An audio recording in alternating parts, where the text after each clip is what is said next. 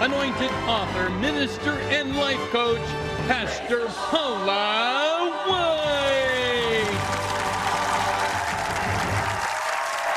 Well, you better get ready because God has big things for you, grand things for you, great things for you. In fact, the life God put you in is larger than the life you've been living. I want that to hit your spirit and think about it. With me tonight is a great man. You've seen him on the theater or in the theater on the big screen.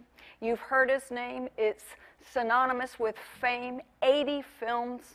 He has been doing this for a long time, for over 30 years in cinema. But what many people don't know, not only with the color purple and with Lethal Weapon, and we could just go on and on and on of the great things like Courage and, Nelson Mandela's story, and we could continue to talk about all the accolades.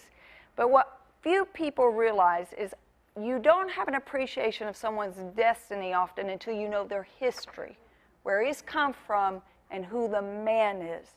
The man, Danny Glover, is a great humanitarian, and he understands that his life is a life of significance and a life of purpose. Welcome to TBN, Mr. Danny Glover. I am honored. Thank you. You are my friend.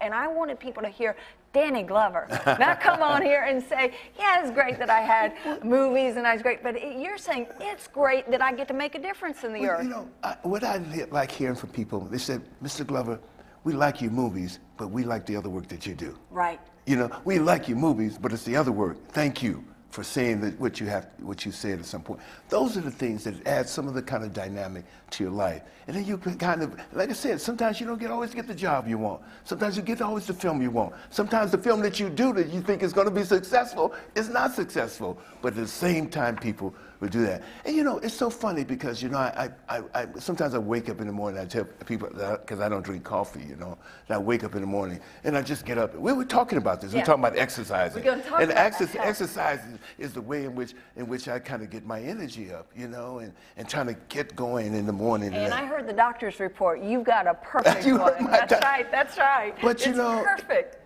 It's all of that. I think exercise is so important. But you know, I've been involved in doing something with Tahitian Noni, and when I get up in the morning, I drink a little bit of what they call mobility. I drink a little bit of Noni and energy, and then I'm up here. And I tell you, one of the things is that you have to not only exercise, but you have to continue to revitalize your body and put that stuff that's essential. And Tahitian Noni has been extraordinary for me in some sense. And one of the things, it's also the idea when I think about that and think about Tahitian Noni, I always say to people, let me introduce you to something. It's not let me introduce you to something.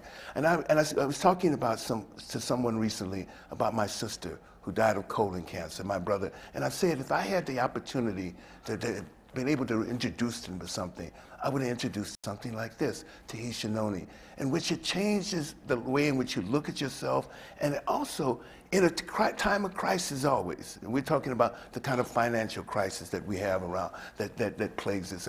Not only this Tahitian Noni been for me some sort of way of physical wellness, it's helped people with financial wellnesses too. Right. You know, and one of those things is in terms of just how do you begin to service people and help people, just the little things. The people when they can pay their bills, when they can pay their house note, when they can pay their rent, when they can say that I did this, that I, in a sense, were the embodiment of this happening, that I had the strength to do this. Those are the things that encourage me as well. You know, I know one of our first conversations, that was such a huge concern. We talked about the mortgage crisis. Yeah. We talked about what our nation was facing. I was asking you, what are the problems that we see as a society and as a nation and as a people struggling that want to fulfill purpose, but the reality is they have financial noose around their neck, they have health problems, Absolutely. Different things that they're facing. And your life has been a representation that, one, I know not only with your sister, but your dad and his kidneys. His kidneys, You yes. represented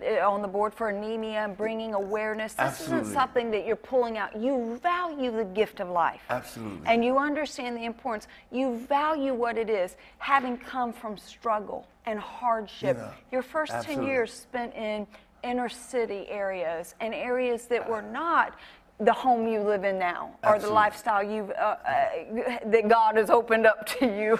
I've been there, Mr. Glover. But you know, Pastor Paula, one of the beautiful things is that I live in the same neighborhood, right, that I've lived in I know. since I was 10 years old. It's amazing. It's amazing. I live around here. I see the faces of young kids who were born, you know, 32 years ago, and they say, "Mr. Glover, you remember me?" You know, and I say, "I remember you were here, but I remember you now." Right. But, Love you. Thank you. That's it.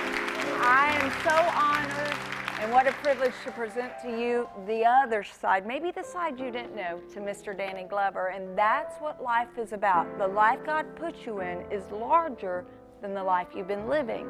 There's a purpose, there's a plan. And you say, "Paula, are you sure you're talking to me?"